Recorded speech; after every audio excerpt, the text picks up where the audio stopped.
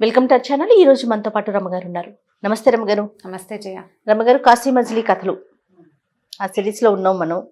అంటే ఇప్పటిదాకా చెప్పిన కథలు అయిపోయినాయి. తర్వాత మజిలీలో ఏం కొత్త కథ వస్తుందో చూడాలి. అవును, ఈసారి వీళ్ళు దీపుడు కాదు, మణిసిద్ధుడు, గోపుడు ఇద్దరు కలిసి ఒక కొత్త ఊరిలోకి ప్రయాణం అయ్యారు. ఈ ఊరు వెళ్ళాక ఏమైందంటే, బజార్లోకి వెళ్ళిన గోపుడికి ఒక తల వెంట్రుకలున్న విగ్రహం కనపడింది. అయితే ఇతను బజారు కాదు, నిజానికి అది ఒక అడవిలాగానే ఉందనుకో. ఇంకా కొంచెం అంటే కొంత వెళ్తే కానీ ఊరు రాదు. ఏదో కొంత కాస్త పర్వాలేదుగా అక్కడక్కడ దూరంగా మనుషులు కనపడుతున్నారు. కొన్ని చెట్లు చేమలు ఉండి కాస్త గుంపుగా చెట్లు ఉన్న చోట అనమాట.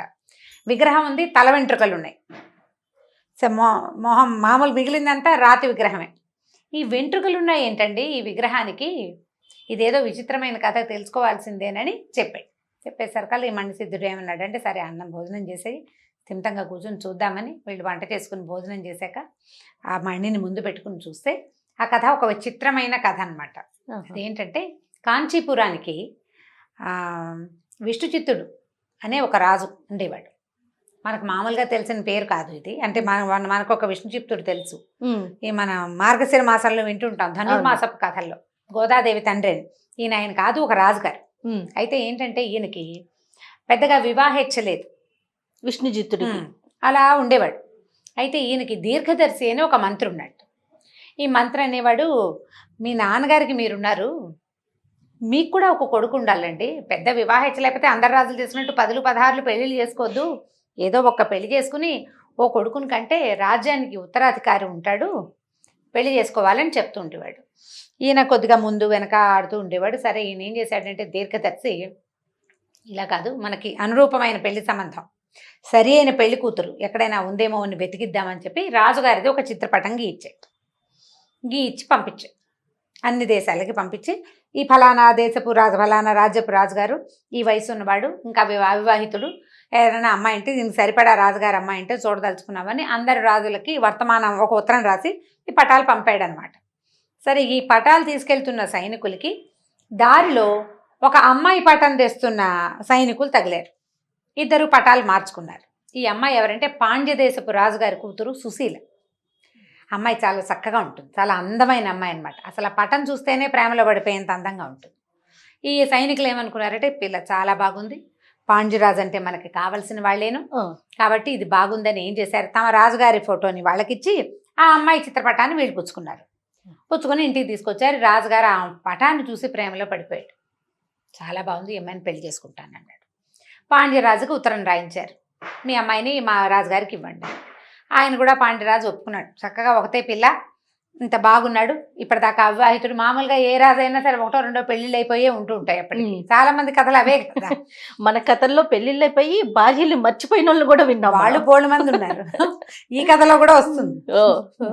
సరే, ఏమైంది, పాండ్యరాజు ఏమనుకున్నాడంటే, ఒక్కగానొక్క పిల్ల ఇస్తే 2 రాజ్యాలకి ఒకటే రాజు అవుతాడు. రేపొద్దున అమ్మాయికి మగపిల్లలు పుడతారని జాతకంలో చెప్పారు. దౌహిత్రుడికి నా రాజ్యం ఇవ్వచ్చని ఆయన కొంచెం ఆశపడి పిల్లనిచ్చి పెళ్లి చేస్తామన్నాడు. సరే, ఈ సుశీల చక్కగా చదువుకుందట. చదువుకుంటే ఈ గురువు గారి దగ్గరికి గురుదక్షిణ సమర్పించడానికి వెళ్ళింది. వెళ్ళేసరికల్లా గురువు ఈ అమ్మాయితో కొంత అనుచితంగా ప్రవర్తించి గురుదక్షిణగా నేను నిన్నే కోరుతున్నానని చెప్పాడు. చెప్పేసరికి అమ్మాయి చీదరించుకుంది, నేను రాజపుత్రికని, నువ్వు నా గురువువి, గురువు తండ్రితోటి సమానం, అమ్మా నాన్న తర్వాత స్థానం గురువుకి ఇస్తాము, నువ్వు నా తండ్రి లాంటి వాడివి, మన ఇద్దరికి వయోభేదం ఉన్నా లేకపోయినా నువ్వు గురుత్వం వహించావు, నేను శిష్యరికం చేశాను, నీతోటి నాకు ఇటువంటి వ్యవహారం కుదరదు, నీ పద్ధతి బాగుండలేదు, ఇది నేను ఇవ్వదలుచుకున్న దక్షిణ, తీసుకుంటే తీసుకో లేకపోతే లేదని అది తీసుకెళ్ళిన పళ్ళెం పాళాలు ఏవో కాస్త గురుదక్షిణ డబ్బులు అన్నీ పట్టుకెళ్ళింది, రత్నాలు వజ్రాలు. ఆ పళ్ళెం అక్కడ పెట్టి లేచి వచ్చేసింది. అయితే చాలా అవమానపడిపోయేట గురువు. ఈ అమ్మాయి మీద పగ తీర్చుకోవాలని ఉండేది. ఎవడో ఒక గురువుకి అట్లాంటి దుర్మార్గమైన ఆలోచన ఉంటుంది. సరే, అతను ఏం చేశాడు, ఈ మన విష్ణుచిత్తుడితోటి వివాహం కుదిరింది కదా, వివాహం కుదిరింది, పెళ్ళైపోయింది. పెళ్ళైపోయాక ఈ పెళ్లి తర్వాత ఈ గురువు ఏం చేశాడు, ఈ ఊరు నుంచి ఆ ఊరికి పెళ్లివారంతా తరలి వెళ్ళేటప్పుడు తను కూడా వెళ్ళి రాజుగారితోటి కొంత స్నేహం చేసి ఈ యువరాణికి అంటే పాండ్యరాజ కన్యకకి ఇది ఉందని, మూర్ఛ వ్యాధి ఉందని, ఆమె తండ్రి నిన్ను మోసం చేసి పెళ్లి చేశాడని రాజుకి ఎక్కేశాడు. అమ్మాయి అందంగా ఉందని రాజుగారికి ఆసక్తిగా ఉండి చేసుకున్నాడు. అమ్మాయికి మూర్ఛ రోగం అంటే మూర్ఛ వ్యాధి ఉన్న అమ్మాయికి సంతానం సరిగ్గా కలుగుతుందా? తనకు పుట్టబోయే సంతానం ఎలాంటి సంతానం అవుతుంది? సంతాన ఇచ్చ కోసమే వివాహం అనుకున్నాడు. అమ్మాయి నచ్చింది అనుకో, ఆయనకు విసుగు పుట్టింది. ఇక రాణిగారి మొహం చూడడం మానేశాడు. వివాహం అయింది, కొత్త పెళ్లి కూతురు ఇంటికి వచ్చేసింది, ఇక మాట్లాడడం మానేశాడు. ఈయన తలకాయ కూడా తిప్పి చూడలేదు ఆవిడకి. ఆవిడ అంతఃపురంలోకి అడుగు పెట్టల. వివాహం అయింది కానీ తర్వాత ఏ అచ్చటా ముచ్చటా జరగలేదు. ఈ అమ్మాయికి అర్థం కాల, ఏమిటి ఇక్కడ ఏం జరుగుతోంది, ఈయన నేను నచ్చాననే కదా పెళ్లి జరిగింది, ఇప్పుడు ఏం జరుగుతోంది అని ఆలోచించి ఆయన ఏం చేసింది, అమ్మాయి ఏం చేసింది, ఆ దీర్ఘదర్శికి కబురు చేసింది, మంత్రికి. ఏం జరుగుతోంది, వివాహం అయింది, ఇన్ని రోజులైనా రాజుగారు ఎప్పుడూ నా దగ్గరికి రాలేదు, అసలు నాతోటి మాట్లాడలా, ఆయన నన్ను చూడలేదు, ఇది ఈ పరిస్థితి ఏమిటి అంటే ఈయన ఏమన్నాడు, రాజుకి ఏదో మనసు బాగుండలేదమ్మా, నాకు చెప్పలేదు, తరచి కనుక్కున్నా కూడా విషయం బయటికి రావటం లేదు, నువ్వు స్థిమితంగా ఉండు చూద్దామన్నాడు. సరే, ఇంకా దీర్ఘదర్శి మీద నమ్మకం పెట్టుకుని ఆ అమ్మాయి అక్కడే అంతఃపురంలోనే ఉండేది. కొన్నాళ్ళు అయ్యాక ఈ విద్యా గురువు, ఈ అమ్మాయి గురువు కూడా ఈ ఊరు వచ్చేసాడు కదా, రాజుగారితోటి ఫ్రెండ్షిప్ బాగా చేశాడు. చేసి ఏం చేశాడు, ఈ పక్కన ఒక రాజ్యం ఉంది, కందర్ప రాజ్యం. కందర్ప రాజ్యపు రాజకుమారి దేవయాని భలే అందగత్తె అని, నీకు సరైన జోడి అని, వాళ్ళకి నీ మీద ఆసక్తి ఉందని రాజుకు నూరు పోశాడు. ఇప్పుడు ఒక మూర్ఛ వ్యాధి ఉన్న పెళ్లి కుమార్తె నుంచి తనని తప్పించాడు కాబట్టి తన మేలు కోరేవాడిగా రాజు నమ్మాడు, ఇతను భావించి ఏం చేశాడు, సరే ఆ దేవయానికి కబురు చేశారు, ఆ రాజ్యానికి కబురు చేశారు, ఆ అమ్మాయిని పెళ్లి చేసుకుంటానన్నాడు. వాళ్ళు ఏమనుకుంటారు, రాజుగారు మొన్నే పెళ్ళయింది, ఇంకో పెళ్లి చేసుకుంటానన్నాడు, ఏం పోయింది, అంతే, పిల్లల నుంచి పెళ్లి చేసేశారు. ఆ దేవయానిని తెచ్చుకున్నాడు. కానీ ఆ దేవయాని ఈ గురువు గారు వర్ణించినంత సూపర్ బ్యూటీ కాదు, సామాన్య బాగానే ఉంటుంది. ఈయన అంతకుముందు సుశీలను చూస్తున్నాడు, ఆవిడ చాలా అందగత్తె, పెద్దగా ఆసక్తిగా ఉండేది కాదు ఈ దేవయాని అంటే, కాకపోతే ఉండేది, దేవయానితో పాటు ఉండేవాడు. అయితే కొన్నాళ్ళు అయిన తర్వాత ఏమైంది, ఈ రాజగురువు ఏం చెప్పాడంటే, ఈ సుశీల గారి గురువే ఏం చెప్పాడంటే, దీనికి ప్రధానంగా మీరు చేయవలసింది ఏంటంటే, మీ మొదటి భార్యని దిగబడి చేసేయాలి, అడవిలో పెట్టేయాలి, ఇక్కడ ఉంచుకోకూడదు, మీ దగ్గర ఉంచుకుంటే మీకు సంతానం కలగదు, ఎలాగూ మీకు ఆమెతో సంబంధం లేదు, ఆవిడకేమో మూర్ఛ వ్యాధి ఉంది, వాళ్ళ నాన్న మిమ్మల్ని మోసం చేశాడు, దుర్మార్గుడు కూతురు దుర్మార్గురాలే అవుతుంది, మంచిది ఎలా అవుతుంది అని చెప్పి నూరు పోసాడు. సరే, ఈ పాయింట్ కూడా బాగుందని దీర్ఘదర్శికి అప్పచెప్పాడు, ఈవిడ్ని అడవిలో వదిలిపెట్టేసేయాలి. వదిలిపెట్టేయమంటే, ఈ వదిలిపెట్టేయటం ఏమిటి, కావాలని చేసుకుని వీడికి ఏం పోయే కాలమో మన రాజుకు అనుకుని ఆయన ఏం చేశాడు, దీర్ఘదర్శి వీళ్ళ దేశానికి, ఈ కాంచీపురానికి బాగా దూరంగా ఉన్న అడవిలో ఒక పెద్ద భవనం నిర్మింపజేసి కొంతమంది చెలికత్తెలను పెట్టి ఈ సుశీలమ్మని తీసుకెళ్ళి అక్కడ పెట్టాడు. అమ్మ, నువ్వు ధైర్యంగా ఉండు, అంత మంచి జరుగుతుంది, ఇప్పుడు ఈ పరిస్థితి కూడా నీ మంచికే అయి ఉండొచ్చు, ఇక భగవత్ ప్రార్థన చేసుకోమని అప్పుడప్పుడు నేను వచ్చి చూస్తూ ఉంటాను, కబుర్లు అందుతూ ఉంటాయని చెప్పి ఈవిని పట్టుకెళ్ళి అడవిలో ఒక దాంట్లో పెట్టాడు. సుశీలను వదిలించుకున్నాను అనుకున్నాడు రాజు. ఈ దేవయానితో ఉండేవాడు కానీ ఆయనకి పెద్ద ఆసక్తి లేదని చెప్పుకున్నాం కదా. సరే, కొన్నాళ్ళు పోయాక ఏమైంది, నాకు చాలా బోర్గా ఉంది, నేను వేటకు వెళ్దాం అనుకుంటున్నానని చెప్పాడు. దీర్ఘదర్శి ఏం చేశాడంటే, ప్లాన్డ్గా ఈ సుశీల ఉన్న అడవి వైపుకి మళ్ళించాడు రాజుగారిని. ఆ వైపు అడవిలో సింహాలు ఉన్నాయి, పుల్లు ఉన్నాయి, అవేవో ఉన్నాయి, అక్కడికి వెళ్ళండి మీరు. బాగానే ఉంది, సరే అటు వెళ్ళాడు. అక్కడికి బయలుదేరారు. బయలుదేరి అక్కడికి వెళ్ళేసరికల్లా ఏమైంది, ఈ సైనికులకి వాళ్ళకి ఏం చెప్పాడంటే, రాజుగారు కాస్త ముందుకెళ్తే చల్లగా తప్పుకోండి, అక్కడ మన వాళ్ళు ఇంకొకళ్ళు ఉన్నారు, వాళ్ళు చూసుకుంటారు, దారి తప్పిపోయాడు రాజని వెంబడబడద్దు, ఆయన కనపడపోతే మీ దారి మీరు గుడారాల దగ్గరే కూర్చోండి మంత్రి గారు సైనికులకి బోధించాడు. వెళ్ళిన సేనా నాయకుడికి స్పష్టంగా చెప్పాడు తను ఏం చేయబోతున్నాడు. సరే, ఇదంతా తిరిగి ఏమైంది, ఈయన ఈ సుశీల ఉన్న భవనం వైపుకి వచ్చాడు. ఇక్కడ ఎవరో తెలిసిన ఏదో భవనం కనిపిస్తోందని ఆయనకి దాహం వేసింది, అడవిలో దారి తప్పాడు, సైనికులు ఎవరూ కనిపించట్లా, సైన్యాధ్యక్షుడు ముందే లేడు, ఈయన దగ్గర ఒక కొమ్ము బూరా ఉంది, అది ఊదితే వస్తారు, ఆ బూరా ఎక్కడ దారిలో వదిలిపెట్టేశాడు. ఇక ఏం దారి కనపడలా, ఏదో బిల్డింగ్ కనిపిస్తోంది, నేను రాజుని, నాకే భయం, కత్తిడాలు ఉన్నాయనుకుని బిల్డింగ్లోకి వెళ్ళాడు.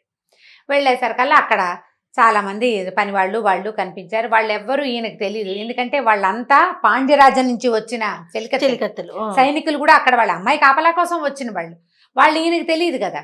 సరే, లోపలికి రప్పించారు, మంచినీళ్ళు ఇచ్చారు, ఏదో భోజనం ఏర్పాటు చేశారు. మా రాణిగారు అన్నారు, ఆవిడ కూడా వచ్చి కనపడింది. ఈయన అప్పటికి 4-3 సంవత్సరాల క్రితం సుశీల పటం చూశాడు. ఆయన మనసులో నుంచి బయటికి వెళ్ళిపోయింది. ఈ కనపడుతున్న మహాద్భుత సౌందర్యవతి ఇదివరకు తన వలచి వరించిందేనని గుర్తుపట్ల. గుర్తుపట్టలేదు. 4 ఏళ్ళు గ్యాప్ వచ్చేసింది కదా, అప్పుడు కూడా ఆయన చూసింది ఏమిటి, ఫోటో చిత్రపటం. చూశాడు. ఫోటోయే కదా, మనిషి జస్టర్స్ తిరగడాలు ఆయనకి తెలియదు. సరే ఈవిడికి ఎంత బాగుంది, భలే అందగత్తగా ఉందని ఈయన చాలా సంతోషించి ఏం చేశాడంటే దీర్ఘదర్శికి కబురు చేశాడు. కిందకు వచ్చాక ఏం చేశాడు, భోజనం అయ్యాక ఓ సైనికుడిని, బాబు పలానా చోట ఈ అడవిలో మా సైనికులు ఉన్నారు, వాళ్ళకి ఉత్తరం ఇవ్వడానికి ఉత్తరం రాసి అక్కడికి పంపించాడు. వాళ్ళు ఆ ఉత్తరం పట్టుకెళ్ళి దీర్ఘదర్శికి ఇచ్చారు. దీర్ఘదర్శి గుర్రం వేసుకొచ్చేసాడు. రాజుగారు ఇక్కడ ఉన్నట్టు ఆయన తెలుసు కదా, ప్లాన్ ప్రకారమే చేశాడు. చేశాక దీర్ఘదర్శితోటి తను అన్నాడు, ఈవిడ ఎవరోనో భలే బాగుంది అనేసరికి, ఈవిడ మలయాళ దేశపు రాజకుమార్తె, విహారానికి వచ్చింది, ఇక్కడ గాలి అది బాగుందని నచ్చి ఇక్కడ బిల్డింగ్ వసతి కట్టుకుంది, అప్పుడప్పుడు వస్తుంటుంది, కొన్నాళ్ళు ఇక్కడే ఉండిపోవటానికి వచ్చిందంటే, వీళ్ళు పెళ్ళిళ్ళు అవి చేసుకోరా, ఈవిడ అవివాహితైనా అని అడిగాడు. ఈవిడ అవివాహితే, వీళ్ళకి నాన్నలతో వీళ్ళతో సంబంధం ఉండదండి, మలయాళ దేశం అంతా స్త్రీ స్వామ్యం, అక్కడ స్త్రీలు తమకు నచ్చిన వాడిని పెళ్లి చేసుకుంటారు, తండ్రులు కాదంటానికి వీలుండదు అని చెప్పాడు. చెప్పేసరికల్లా ఈవిడ నాకు నచ్చింది అన్నాడు. ఈవిడ నాకు నచ్చిందంటే ఈయన అనుకున్నాడు, వీడి కర్మ, ఈ పెళ్ళాన్నే మర్చిపోయాడు అని అనుకుని, సరే ఏముందండి నేను ఆవిడతోటి మాట్లాడతాను, మీ మీద ఆవిడకి ఇంట్రెస్ట్ ఉందో లేదో కనుక్కుంటానని ఈ దీర్ఘదర్శి మెల్లిగా లోపలికి వెళ్ళి ఒక 10 నిమిషాలు గుసగుసలాడి, ఆవిడ ఓకే అంటుందండి, మీ ఇద్దరు గాంధర్వ విధిని వివాహం చేసుకోవచ్చు, మీరు ఇక్కడే ఉండిపోండి అని దీర్ఘదర్శి కాస్త వెళ్ళిపోయాడు. ఈ రాజుగారు హాయిగా అడవిలో ఉండిపోయాడు. ఈ కొత్త పెళ్లి కూతురుతోటి కొత్తగా పెళ్లి చేసుకున్నాడు. ఆయనతో దండేసి మళ్ళీ పెళ్లి చేసుకున్న మొదటి భార్యతోటి హాయిగా ఉన్నాడు. సరే కొంతకాలం గడిచిన తర్వాత, సరే ఇంక ఎన్నాళ్ళు ఉంటారు, రాజ్యం పిలుస్తుంది కదా, ఈయన వెళ్ళిపోయాడు. రాజుగారు మళ్ళీ వెనక్కి వెళ్ళిపోయాడు. వెనక్కి వెళ్ళిపోతే ఈ సుశీల గర్భవతి అయింది. ఈవిడకు ఒక కొడుకు పుట్టాడు. ఈ కొడుకు పుట్టిన సమయానికే దీర్ఘదర్శికి కూడా ఒక కుమారుడు కలిగాడు. ఈ దీర్ఘదర్శి కుమారుడి పేరు బుద్ధిసాగరుడు. రాజుగారికి సుశీల ద్వారా కలిగిన పిల్లాడి పేరు కామపాలుడు. ఈ కామపాలుడు బుద్ధిసాగరుడు ఇద్దరిని ఒకే చోట చదువుకు పెట్టారు. రాజు వెళ్ళిపోయాడు. ఇక మళ్ళీ వెనక్కి ఈవిడ దగ్గరికి రాలా ఆయన ఈ పనులలో, రాజ్య పనులలో బిజీగా ఉన్నాడు. దేవయాని ఆయన రెండో భార్య ఎలాగో ఉంది. పైగా రాజులంటే ఎంతసేపు భార్యాభర్త ఓ చోటే ఉండే వ్యవహారాలు ఏమి ఉండవు. వాళ్ళకి బోల్డ్ అని పనులు ఉంటాయి. అప్పుడప్పుడు భార్యలను చూస్తుంటారు. భార్యలకు అన్నీ వాళ్ళ వసతులు వాళ్ళకి జరిగిపోతుంటాయి. ఎప్పుడైనా కావాలనుకున్నప్పుడు భర్తను రమ్మని కబురు చేస్తారు, ఏ పూజ పునస్కారం ఉంటే, లేకపోతే కాసేపు ఆయనతో గడపాలని వీళ్ళకి అనిపిస్తే అలాగే జరిగేది. కానీ మనకు మళ్ళీ ఇద్దరు జంటగా తిరగటం ఉండదు రాజుగారుల ఇళ్లలో. దాంతో ఈయనకి ఇక్కడికి రాలేదు. రాకపోయేసరికల్లా ఒక 16 సంవత్సరాలు గడిచినాయి. 16 ఏళ్ళు గడిచినాయి. ఈ కామపాలుడు బుద్ధిసాగరుడు ఇద్దరు ఏమనుకున్నారంటే, మనం దేశాటానికి వెళ్ళాలి, చదువు అయిపోయింది వాళ్ళకి. చదువు అయిపోతే చదువు అవ్వంగానే విద్యార్థులు దేశం మీద పడేవాళ్ళు. అప్పట్లో ప్రపంచాన్ని తెలుసుకుని అప్పుడు వృత్తుల్లోకి ప్రవేశించేవాళ్ళు. ముందే వృత్తిలోకి ప్రవేశించారనుకో, వివాహం అని, సంతానం అని, లేకపోతే రాజ్యమనో ఉద్యోగమనో ఏదో ఒకటి ఉంటుంది. పెళ్ళిళ్ళు కాలేదు, వృత్తులు లేవు, చేతికి అందింది ఏదో తింటారు, ఎక్కడ ఏదో దొరికితే తింటారు, ఏదో ఒక పని చేసుకుంటారు, కొంత డబ్బు పట్టుకుని వీళ్ళిద్దరూ కాస్త బయటికి వెళ్ళిపోయారు, అబ్బాయిలు ఇద్దరు. సరే ఏమైంది, కొన్నాళ్ళు పోయాక ఈ రాజుగారికి మళ్ళీ కొంచెం బుద్ధి తిరిగింది సుశీల మీదకి. ఈ 16 సంవత్సరాలు గడిచాక ఈయన మళ్ళీ వెనక్కి వెళ్ళాడు. ఆవిడ దగ్గరికి వెళ్ళాడు. అడవిలో ఉంటుందో ఉండదో అనుకున్నాడు. ఆవిడ మలయాళ దేశపు రాజకుమారి వెళ్ళిపోయింది అనుకున్నాడు. వస్తే ఆవిడ అక్కడే ఉంది. ఇంకేముంది, మొగుడు కోసం ఎదురు చూస్తుంది, అంతకంటే చేయగలిగేది ఏం లేదు కదా. సరే ఈయన వచ్చేసరికల్లా ఈయన పిచ్చాపాటి ఏదో మాట్లాడుకున్నారు. మొదటి చిన్నతనంలో ఉన్నంత జోరు ఉండదు, కొంచెం పెద్దవాళ్ళు అయ్యారు కదా. ఆ మాటల్లో ఈయన, నాకు మొదట ఒక వివాహం అయిందని, అయితే ఆ అమ్మాయికి మూర్ఛరోగం అని గురువుగారు చెప్పాడు కాబట్టి ఆ అమ్మాయిని నేను వదిలేశాను అన్నాడు. మూర్ఛరోగం అని అతను చెప్పలేదు, చెప్పాడు, భార్యను వదిలిపెట్టేశాను అనేసరికల్లా ఈ అమ్మాయి ఏమని అడిగిందంటే, నువ్వు ఒక అమ్మాయిని వలిచావు, పటం చూసావు, కావాలనుకున్నావు, వివాహం చేసుకున్నావు, అవునో కాదో తెలుసుకోకుండా ఎవడో చెప్పిన మాట విని చేస్తావా? తప్పు కదా అది.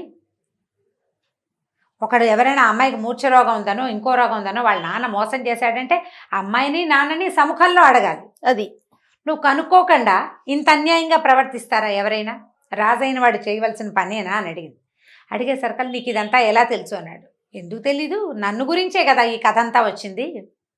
నువ్వు మొదట పెళ్లి చేసుకున్న సుశీలనే నేను, దీర్ఘదర్శి వల్ల నేను ఇక్కడ ఉండగలిగాను, నీ దయ వల్ల ఓ సంతానం కూడా కలిగింది, పిల్లాడు విద్యాభ్యాసానికి గురువు దగ్గర ఉన్నాడు అని చెప్పేసరికి ఈయన సంతోషించాడు. ఎందుకంటే దేవయాని ద్వారా ఆయనకి పిల్లలు కలగల, రాజ్యానికి పిల్లలు లేరని బెంగగా ఉంది ఆయనకి. ఎవరో ఒకళ్ళు కావాలి కదా, అసలు వివాహాన్ని ఒప్పుకున్నదే సంతానం కోసం. అక్కడి నుంచి దీర్ఘదర్శిని పిలిచాడు. ఏమిటైనా ఇదంతా అంటే, మరి నువ్వు చేసిన పని ఏమిటో తెలీదు, నీ ఉద్దేశం ఏంటో తెలీదు, నువ్వు ఎందుకు రాణిని దూరంగా పెడుతున్నావో కూడా మాకు అర్థం కాలేదు, దాన్ని కుదర్చడం కోసం నేను ఈ ఏర్పాటు చేశానంటే సరే మంచి పని చేసావు అనుకున్నారు ఒకళ్ళనొకళ్ళు. అనుకున్నాక ఇప్పుడు పిల్లలు లేరంటే మా అబ్బాయి మీ అబ్బాయి ఇద్దరు కలిసి దేశాటానికి వెళ్ళిపోయారు. ఎక్కడికో వెళ్ళారు, ఎక్కడికి వెళ్ళారో తెలీదు. వాళ్ళు వచ్చాక నీ కొడుకుని నీకు అప్పచెప్తాను, వాడిని రాజుని చేద్దువు కానీ దీర్ఘదర్శి ఈయనకి చెప్పాడు. ఈ బయలుదేరిన అబ్బాయిలు ఇద్దరు అబ్బాయిలు బయలుదేరారు కదా. ఈ బయలుదేరి వెళ్తూ ఏం చేశారంటే ఒక ఊళ్ళో ఆగారు వీళ్ళు. ఆగితే అక్కడ ఒక పూటకోళ్ళమ్మ అన్నం పెట్టింది వీళ్ళకి. పెట్టిన తర్వాత ఏమైంది, సాయంకాలం మేము బయట పడుకుంటా ఉన్నారు. బయట పడుకోవద్దు బాబు, గండభైరుండ పక్షి వస్తుంది, గండభైరుండం వస్తుంది, అది వచ్చిన మనుషులు కనపడ్డట్టు ఎత్తుకుపోతుంది. ఓహో అనేసరికల్లా మమ్మల్ని ఎవరు ఎత్తుకుపోతారు, మమ్మల్ని ఎత్తుకుపోగలిగే పక్షే పుట్టలేదు, మా గురువుగారు బోళ్ళని మంత్రాలు చెప్పాడు, మాకు పక్షుల భాష కూడా తెలుసు అన్నారు. ఇద్దరు బయట పడుకున్నారు. అర్ధరాత్రి అయ్యేసరికల్లా ఒక పెద్ద రాకాసి పక్షి వచ్చింది. వచ్చేసరికల్లా వీళ్ళు ఏం చేశారు, ఒకడేమో ఎగిరి దాన్ని కాళ్ళు పట్టుకున్నాడు, చేయి పైకెత్తి రెక్కలు కోసేశాడు కామపాలుడు, దాన్ని ముక్కు చెక్కేశాడు బుద్ధిసాగరుడు. ఇద్దరు కలిసి మొత్తానికి అతన్ని ఆ పక్షిని చంపేశారు. ఈ ముక్కలు విరిగిపోయాక ఏమైంది, పక్షి కింద పడిపోయింది. ఈ అబ్బాయిలు ఇద్దరు తమ దారిని తమ వెళ్ళిపోయారు, తెల్లారిపోయిందని. పొద్దున్నే ఈ కింద పడి ఉన్న గండబేరుండ పక్షి రెక్కల్ని ముక్కుని దాన్ని చూసేసరికల్లా ఒక చాకలివాడు తనే ఆ పక్షిని ముక్కలు చేశానని వీరంగం వేశాడు. గండబేరుండ పక్షి ముక్కు తరిగేశారు కదా, మధ్యార్జునపురం ఆ ఊరి పేరు. దానికి సింహకేతు అని ఒక రాజుగారు ఉన్నాడు. ఆయనకి సుగుణవతి అని ఒక కూతురు. ఎవరైతే ఈ గండభైరుండాన్ని చంపుతారో వాడికి సుగుణవతినిచ్చి పెళ్లి చేస్తానని రాజుగారు చాటింపేశాట. అంతకుముందు చాకలి వాడేమనుకున్నాడు, గండభైరుండం ఎలాగూ చచ్చిపడే ఉంది, దీన్ని నేనే చంపానంటే రాజుగారు అమ్మాయిని పెళ్లి చేసుకోవచ్చు, అథవా అర్ధరాజ్యమైనా వస్తుంది, రాజుగారు అమ్మాయి కాదు పోని అర్ధరాజ్యమైనా వస్తుంది కదా అని అనుకున్నాడు. అనుకుని ఏం చేశాడు, చాకలివాడు నేనే చంపానని వీరంగం వేశాడు. సైనికులంతా వచ్చారు, చూశారు, గండభైరుండ పక్షి చచ్చిపడి ఉంది, రెక్కలు తెగిపోయినాయి, ముక్కు చెక్కబడి ఉంది. అంటే ఎవడో చేశాడనమాట, వీడు నేనేనంటున్నాడు. అక్కడ వాడున్నది వాడే. రాజుగారికి ఏమనిపిస్తుంటే చాకలి వీడి కొన్ని పనులు చేయగలడు, ఈ పని ఎట్లా చేస్తాడు అని చెప్పి ఈ నిన్న ఇవాళల్లో ఎవరైనా కొత్త వాళ్ళు ఊళ్ళోకి ప్రవేశించారా అని ముందు కనుక్కున్నాడు. కనుక్కుంటే ఈ పూటకోళ్ళమ్మ ఇంట్లో కొంతమంది దిగారు. ఈ దిగిన వాళ్ళల్లో యంగ్గా కత్తి కటార్లు వాడగలిగే వాళ్ళు ఎవరైనా ఉన్నారంటే ఈ పెద్దమ్మ ఏం చేసిందంటే ఆవిడ చెప్పింది, ఓ పలానా పిల్లలు ఇద్దరు కుర్రాళ్ళు వచ్చారు, ఒక రాజకుమారుడు ఒక మంత్రి కుమారుడు, వాళ్ళిద్దరూ కలిసి వచ్చారు. గండభైరుండ పక్షి ఉంది నాయన అని నేను చెప్తే వాళ్ళు భయపడకుండా బయట పడుకున్నారు, వాళ్లే ఈ పని చేస్తుంటారు, వాళ్ళిద్దరి దగ్గర పెద్ద పెద్ద కత్తులు ఉన్నాయి. అయితే తెల్లవారుజామున మేము ఎవరం తలుపులు తీయలేదు, వాళ్ళు తెల్లారితోటే వెళ్ళిపోయారు గుర్రాలెక్కి అని చెప్పింది. చెప్పి ఇంతెత్తున్నారు, ఈ రంగులో ఉన్నారనగానే ఈ రాజుగారు ఏం చేశాడు, సింహకేతు గబగబా సైనికులు పంపించాడు, ఒరే మన పక్క నుంచి 4-5 దారుల వెంబడి వెతకండి, ఎక్కడైనా ఈ పోలికలను కుర్రాళ్ళు గుర్రాల మీద కనపడితే వాళ్ళని పట్టుకురండి. సరే వెతికారు. వెతికిన తర్వాత వాళ్ళు పట్టుకున్నారు వీళ్ళని. ఇంకా కొంత దూరం వెళ్ళాక పట్టేశారు. పట్టుకుని బాబు వెనక్కి రండి, మీరు చంపిన గండభైరుండానికి బహుమతి ఉంది, ఆ బహుమతి స్వీకరించి వెళ్తారు అంటే మాకు అక్కర్లేదు బహుమన్నారు వాళ్ళు. మాకేం అక్కర్లేదు బహుమానాలు, రాజుకొడికి మంత్రి కొడుకు బహుమానాలు ఎందుకు, కాదు మేము దేశాటానికి వెళ్తున్నాం అంటే కాదు బాబు రాజుగారు తీసుకురమ్మన్నారు, ఇదిగోండి పరమానాన్ని కాగితం చూపించారు. సరే మరి రావాల్సిందే కదా వెనక్కి, సరేనని వెనక్కి వచ్చారు. వెనక్కి వస్తే రాజుగారు ఈ వీళ్ళిద్దరిలో దీన్ని మొదట పట్టుకున్నది ఎవరు అంటే బుద్ధిసాగరుడే పట్టుకున్నాడు. దాని కాళ్ళు పట్టుకున్నది బుద్ధిసాగరుడే, దాన్ని పట్టేశాడు అతను. కాబట్టి మొదట దాన్ని పట్టుకున్నవాడు, తర్వాత దాని మరణానికి కారణమైన వాడు బుద్ధిసాగరుడే. కాబట్టి బుద్ధిసాగరుడికి సుగుణవతినిచ్చి పెళ్లి చేస్తామన్నారు. సరే సుగుణవతినిచ్చి వివాహం చేశారు. కొద్ది రోజులు ఆ కొత్త పెళ్లి కొడుకు పెళ్లి కూతురు అక్కడ ఉండిపోయారు. కథల్లో విచిత్రాలు ఎలా ఉంటాయంటే కొంచెం దూరంలో వాళ్ళ దేశం ఉంది, అమ్మ నాన్న రాజు మంత్రి అంతా అక్కడ ఉన్నారు, ఎవరికి చెప్పేది పని లేదు, ఇక్కడ పెళ్ళి అంటే పెళ్లి చేసేసుకోవటమే. అన్ని చోట్ల ఇవే కథలు కనిపిస్తాయి మనకి. పెళ్లి చేసుకుని ఉండిపోయారు కొన్నాళ్ల పాటు. ఇక ఆ పల్లుడు వాళ్ళతో పాటే ఉన్నాడు. సరే కొన్నాళ్ళు అయిన తర్వాత కొద్దిగా ముద్దు ముచ్చట్లు తీరుతాయి కదా, ఈ 16 రోజుల పండగలు అవి అయిపోయాక పండగలు ఉంటాయి, అవి అయిపోగానే మేము వెళ్ళొస్తాం టాటా మళ్ళీ వస్తాము అని చెప్పి ఈ రాజకుమారుడు మంత్రి కుమారుడు ఇద్దరు బయలుదేరి ఇంకో ఊరు వెళ్ళారు. వాళ్ళు ఏ ఊరు వెళ్ళారు, అక్కడ ఏం సాల్వ్ చేశారు, చివరికి తల వెంట్రుకలు ఉన్న విగ్రహంగా ఎలా పరిణమించారు వచ్చే భాగంలో తెలుసుకుందాం మనం. తప్పకుండా అండి. నమస్తే రమ్మగారు. నమస్తే. ఈ వీడియో కనుక మీకు నచ్చినట్లయితే లైక్ చేయండి, షేర్ చేయండి. మరిన్ని వీడియోస్ కోసం మా ఛానల్ని సబ్స్క్రైబ్ చేసుకోండి.